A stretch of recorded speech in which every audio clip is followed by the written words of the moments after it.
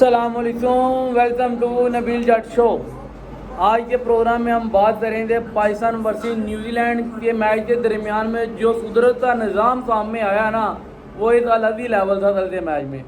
और दूसरा बात होगी आज का जो मैच है इंडिया वर्सेस ऑस्ट्रेलिया के मैच पर, और आज विराट कोहली का बर्थडे भी है मेरा भाई। इंडिया वर्सेस साउथ अफ्रीका के मैच है आज, उस पर भी बात होगी। और तीसरा विराट कोहली का बर्थडे भी है आज, तो उस पर भी बात करेंगे। और कल का मैच हमने पहले बात की थी, न्यूजीलैंड ने जो बैटिंग की है ना पाकिस्तान के खिलाफ, पाकिस्तान की जो बॉलिंग है डिमोलिश कर दिया था उन्होंने अच्छे खासे। पाकिस्तान कल के मैच में रिकॉर्ड बड़े बने हैं, रिकॉर्ड टूटे भी हैं, रिकॉर्ड बने भी हैं।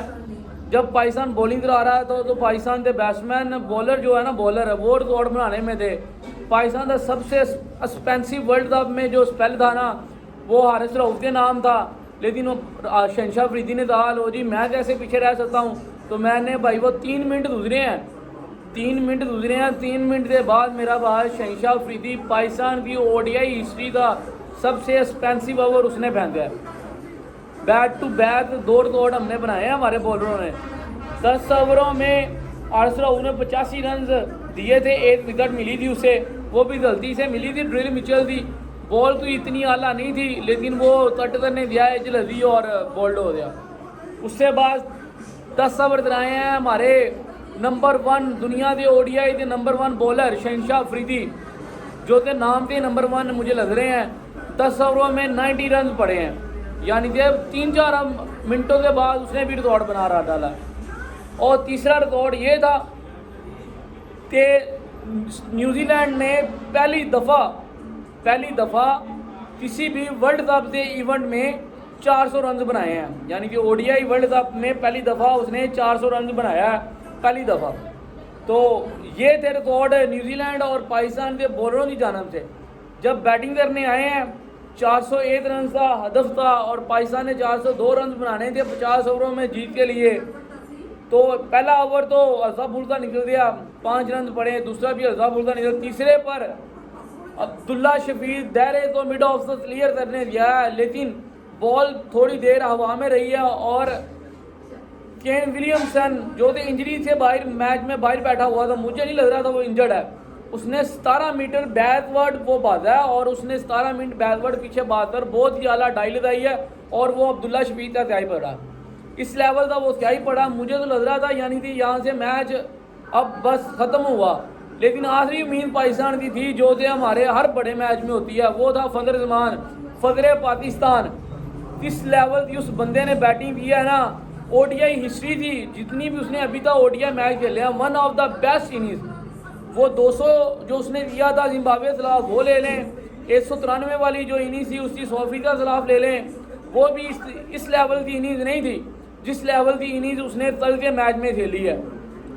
उसने 90 कह रहा हूँ, 1 मिनट सॉरी मुझे निकालने दे ज़रा यार, 1 मिनट मैं थे। हाँ, उसने 81 बॉलों पर 126 रन बनाए हैं, 8 चौथे और 11 छक्कों की मदद से। स्ट्राइक रेट कितना था 155। पाकिस्तान के किसी भी बैट्समैन का इस लेवल का स्ट्राइक रेट नहीं होता। वो नीचे से चाचा इफ्तिखार है जो इस लेवल की थोड़ी बहुत हिटिंग करता है, लेकिन इस लेवल के छक्के कोई भी नहीं मार रहा मेरा भाई इस वर्ल्ड कप में जिस लेवल के ये इसने मारे हैं। रोहित शर्मा ने 3 मैच खेले हैं आज के मैच से पहले, तो उसने 7 मैच खेले हैं, 7 मैचों में उसने 20 छक्के लगाए हैं। वार्नर ने भी 7 मैचों में 20 छक्के लगाए हैं। फजर जमान ने सिर्फ 3 मैचों में 18 छक्के लगा दिए हैं। कल के मैच में उसने 11 लगाए हैं, बांग्लादेश के मैच में उसने 7 लगाए हैं, 1 छक्का उसने पहले लगाया हुआ था। तो इस लेवल की उसने यानी कि बैटिंग की है, इस लेवल की बैटिंग। तो जब इस लेवल की बैटिंग हो तो आप किसी टीम को भी टफ टाइम दे सकते हैं। नीचे से बाबर ने भी अच्छी बैटिंग की है, बाबर एक एंड उसने थाम कर रखा है जो कि कैप्टन नुक्ता तो करना चाहिए था। अगर हमारी वहाँ पे 1-2 विकेटें गिर जाती तो वहाँ पर डीएलएस में जीतने की बजाय हम मैच हार भी सकते थे, ठीक है ना। अब मुझे वो बंदे दिखाएं जो ये कह रहे थे बाबर आजम ने टॉस जीतकर पहले बॉलिंग करने का फैसला गलत किया था। वो बंदे अब नजर नहीं आ रहे, तरीफों से पुल बांध रहे हैं। भाईजान उन्हें पता था, बाद में ओवर फास्ट कंडीशन है, बाद में अगर हम चेजिंग पर गए, डिफेंड करने पर गए, तो मेरा भाई हमारी बॉलिंग उस लेवल की नहीं है, उस लेवल की नहीं है कि हम डिफेंड कर सकें। जो टीम बैटिंग कर रही होती है ना, तो उसके हाथ में गेम होती है। ये वेदर वूदर जब बारिश वगैरह की प्रेडिक्शन हो तो उस टीम को ज़्यादा फायदा होता है जो सेंटर बैटिंग कर रही होती है। उसी वजह ये उन्हें सिनेरियो मिल जाता है, यानी कि ये DLS से मुताबिक 20 ओवरों के बाद इतना शोर होना चाहिए, इतने विकेटें गिरी हैं तो इतना शोर होना चाहिए, अगर इतनी विकेट गिरी हैं तो इतना शोर होना चाहिए। तो पाकिस्तान ने बहुत ही ज़बरदस्त और कैलकुलेटेड इनिंग्स खेली है। उन्हें पता था ये DLS उन्हें बार बार बाहर से दिखाया जा रहा था, यहाँ भेजा जा रहा था, इस लेवल पे यहाँ पे शोर होना चाहिए। जब पहली दफ़ा बारिश आई है और मैच रुका है, तो बाबर और फतर जब बाहर गए हैं, सबसे पहले उन्हें एक पेपर मिला है जिस पर DLS का पूरा पूरा शोर था, तो उससे मुताबिक पाकिस्तान 10 शोर से आगे जा रहा था। मेरी तो यही दुआ थी मैच दोबारा शुरू ही ना होता, क्योंकि पाकिस्तान में भी चेस कर लेता, लेकिन 400 रन बहुत बड़ा हदफ था। जहाँ पे फतर जमान की विकेट गिरनी थी, वहाँ पे मैच भी हमारे हाथों से चला जाना था। फतर जमान 10 ओवर 7 ओवर और खेल जाता तो 1 साइड मैच हो जाना था, लेकिन अगर वो ना खेलता इतने ओवर तो मैच हमारे हाथों से जा भी सकता था। तो वहाँ पर बाबर आजम और फतर जमान की जो पार्टनरशिप थी 197 रन थी, वो बहुत ही उम्दा पार्टनरशिप थी। तो वहाँ पर हम मैच में वापस आए हैं दोबारा। जब मैच दोबारा रीस्टार्ट हुआ है तो वहाँ पर फतर जमान ने 2-3 बॉलें पहली हुई थी, बोल्ड थी, बाबर ने पहली पे सिंगल ली थी, 2 फतर जमान ने पहले बीट कर ली थी। जब वापस आए हैं तो फतर जमान ने 3 बॉलें और डॉट कर ली हैं। तो वहाँ पर अगले ही ओवर सूदी को उन्होंने ओवर दिया, पहली बॉल पर बाबर ने छक्का लगाया, दूसरी पे उसने सिंगल निकाली, और 2 छक्के बाद में फतर जमान ने जो लगाए हैं ना, वो लेवल के छक्के हैं। एक ओवर में 20 डालकर उन्होंने पूरे ही DLS के मुताबिक 100 और 10 की बजाय 20 अपर हो गया। और नेक्स्ट ओवर में उन्होंने ड्रेल मिचेल को ओवर दिया, डीली बॉलें वो डाल रहा था, 3 बॉलें उसने निकाली हैं, लेकिन बारिश दोबारा आ गई, कुदरत का निज़ाम दोबारा सामने आया और पाकिस्तान वहाँ पर भी 20 रन आगे था एज कम्पेयर टू DLS।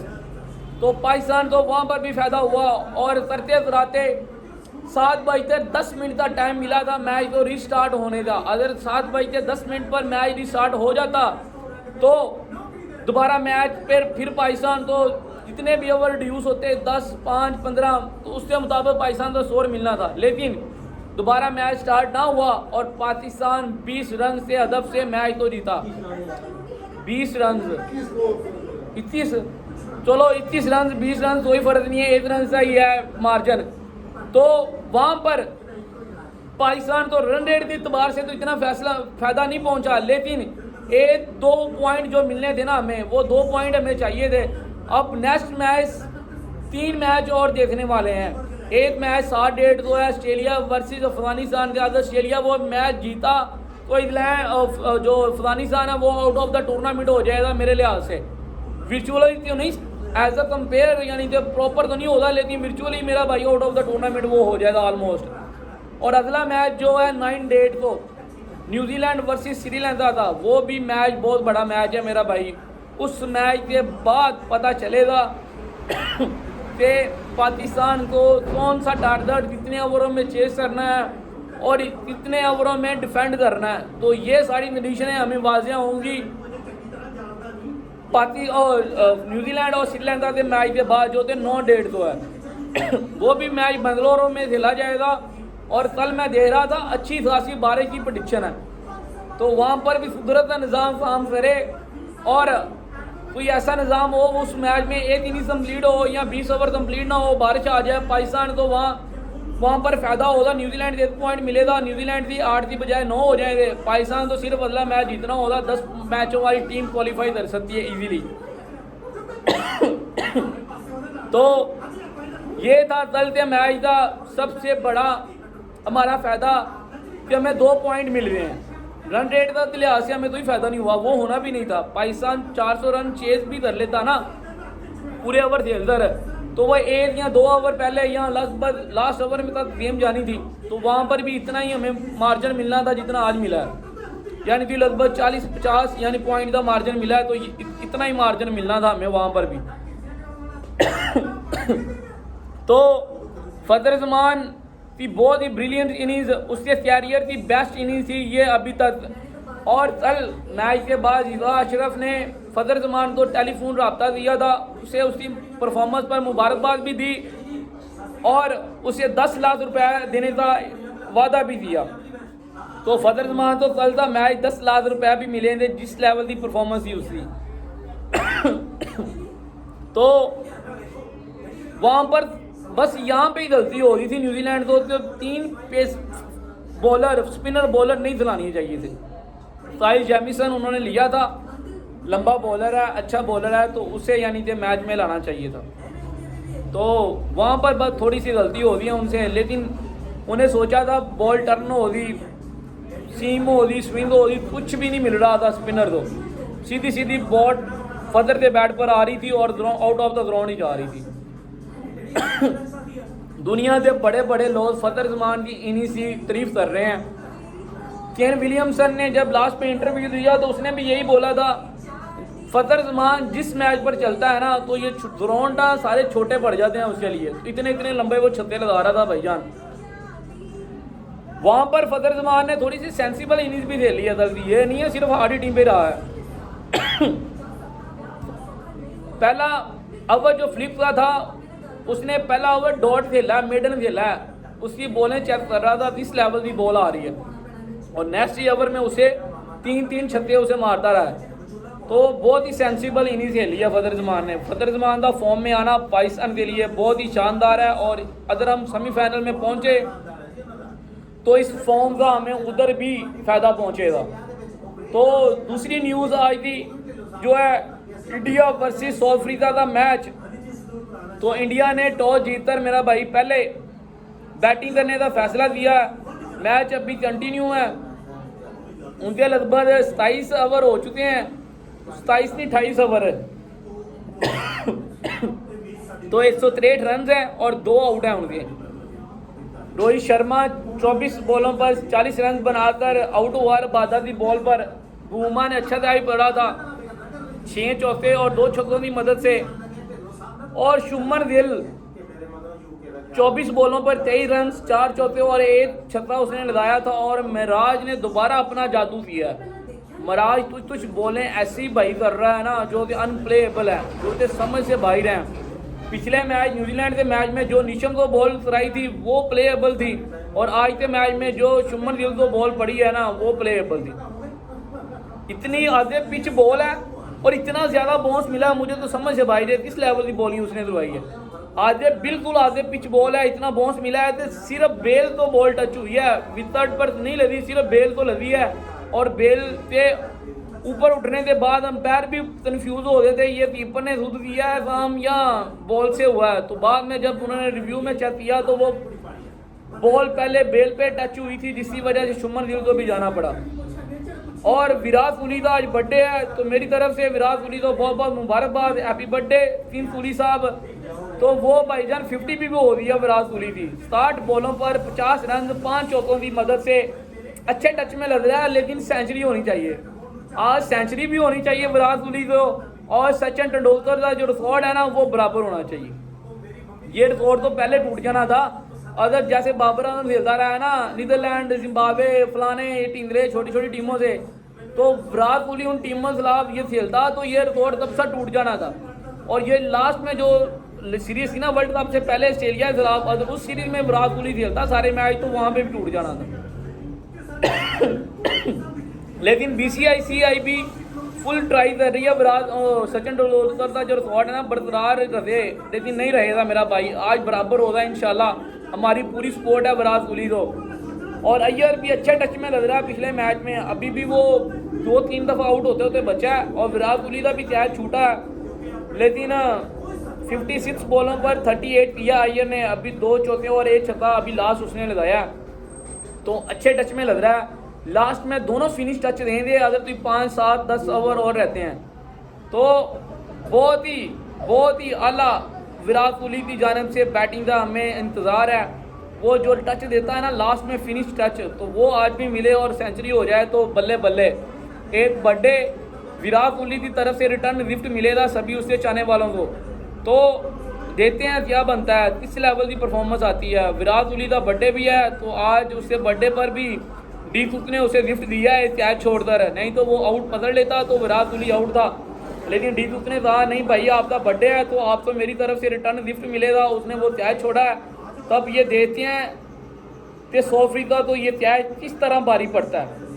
तो मिलते हैं आपसे इंशाल्लाह चेस के बाद या मिड इनिंग्स में, तो फिर बात करेंगे कहाँ पर विराट कोहली की इनिंग्स लाया करती है और कहाँ पर बैटिंग। लेकिन आज के मैच की जो हाईलाइट है ना वो यही है कि मार्को जैनसन तो जिस तरह से पिटाई दी है ना ऊपर से रोहित शर्मा ने और शुभमन गिल ने, वो मज़े वाली बात थी। वो बॉलर न्यू है, अच्छा बॉलर है, लेकिन उसे रिस्पेक्ट होनी चाहिए बड़े प्लेयरों की। यार इग्रेशन एक लहदा चीज़ होती है, रिस्पेक्ट एक लहदा चीज़ होती है, लेकिन उस बंदे में रिस्पेक्ट वाली बात नहीं है। वो पिछले मैच में जब पाकिस्तान के खिलाफ मैच था ना तो तब भी रिजवान तो कुछ बातें बोल रहा था, तो उससे बाद रिजवान का भी रिएक्शन आया था अच्छा खासा। लेकिन अब देखते हैं कि अब जैसी पिटाई हुई है तो थोड़ी अकल आ जानी चाहिए टिकाने पर। लेकिन जब ये लीडर खेलेगा ना अब आधे IPL या मैं तो इसे PSL में भी देखना चाहता हूँ, अगर आया तो फिर थोड़ी दो ही टिकाने लगाएं थे इसकी अकल अच्छी खासी। तो नबील जट शो को लाइक करें, सब्सक्राइब करें, अपने प्यारों से शेयर करें। मिलते हैं आपसे छोटे से ब्रेक के बाद, हमें दें इजाज़त, रखें अपना ख्याल, अल्लाह हाफिज़।